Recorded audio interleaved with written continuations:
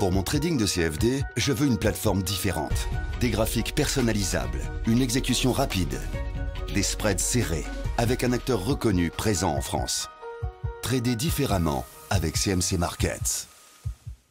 Salut, c'est Trado, voilà la vidéo de mise à jour pour l'indice parisien. Alors on va commencer par le coin des fondamentaux comme d'habitude pour voir que les choses se sont plutôt bien passées aujourd'hui avec tout d'abord des chiffres sur l'inflation en zone euro qui se sont révélés quand même assez rassurants, puisque s'il apparaît qu'il y a bien une désinflation, il n'y a pas pour autant une déflation, c'est-à-dire qu'il y a bien un recul du rythme d'accélération des prix. Bref, les prix augmentent toujours mais à un rythme de moins en moins rapide, mais par contre ils ne baissent pas.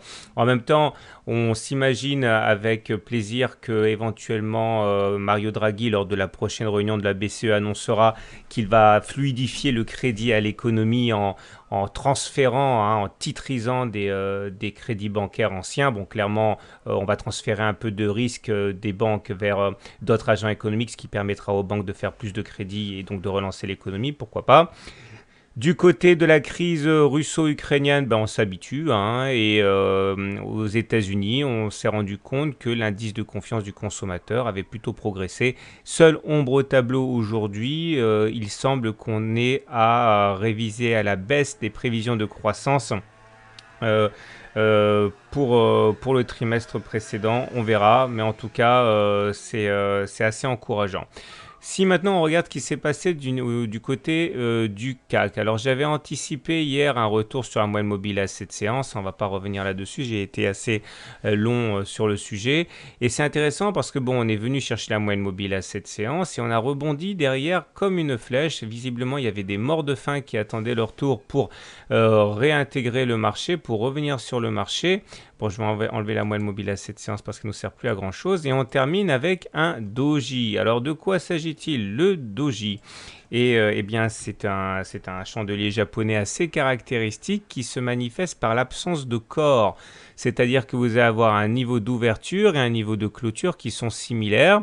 Et ça montre qu'il y a une incertitude, qu'on ne sait pas comment traiter les news, on ne sait pas comment traiter l'analyse technique, etc. Il y a une zone d'incertitude.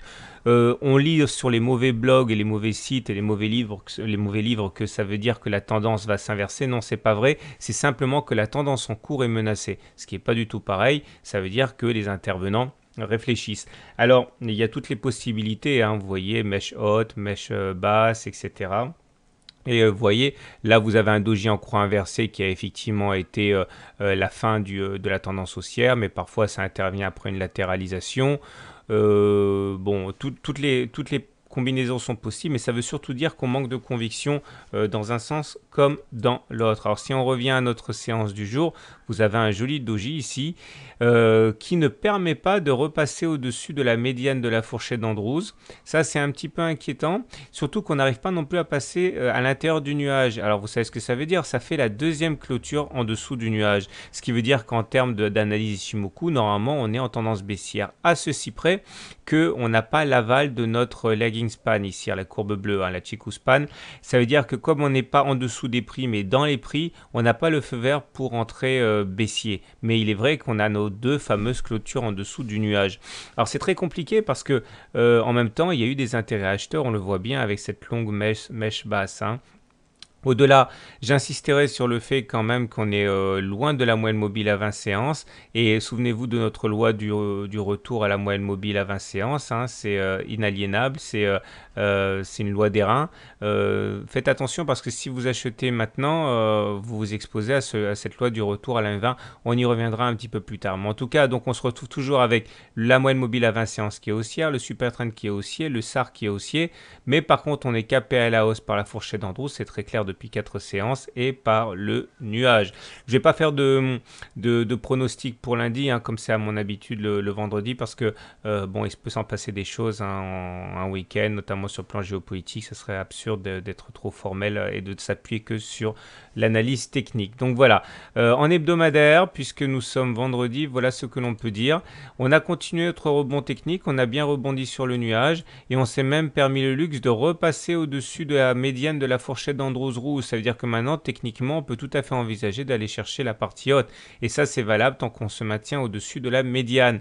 Alors, cerise sur le gâteau, on vient de décrocher le SAR. Le SAR qui était baissier a été décroché ici. Les petits poinçons verts, ça veut dire que le SAR est haussier. Vous avez bien vu lors des précédentes semaines, comme le SAR avait été effectivement annonciateur. Généralement, quand on décroche le SAR, c'est pas pour rien. Il y a des plus hauts dans la semaine. Hein, et on n'a pas fait, clairement, on n'a peut-être pas fait les plus hauts. Donc voilà, ça c'est un petit peu contradictoire avec l'analyse journalière. Il faut bien savoir sur quelle unité de temps vous tradez. Hein.